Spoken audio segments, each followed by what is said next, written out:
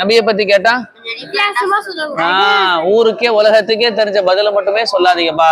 நபி கஷ்டப்பட்டாங்க, நபியை வந்து துன்பம் கொடுத்தாங்க, இதுதான் எல்லாருக்கும் தெரியுமே. நீ ஒரு பதில் சொன்ன, என்ன சொன்ன நபியை பத்தி? மாஷா அல்லாஹ் சொல்லுங்க.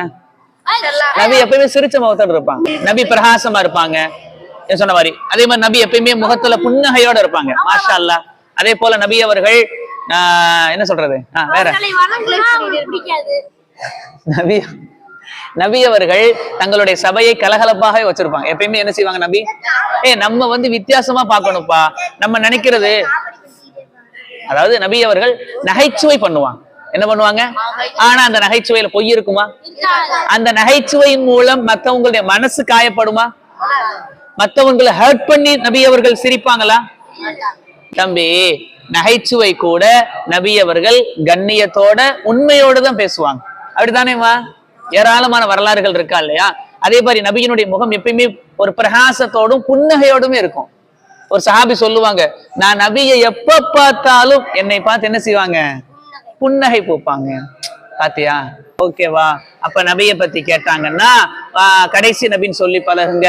சரி, நான் இப்படி சொன்னால் ஒருவேளை இன்னொரு நபி வர்றதுக்கு வாய்ப்பு இருக்குன்னு கூட சொல்லலாமா?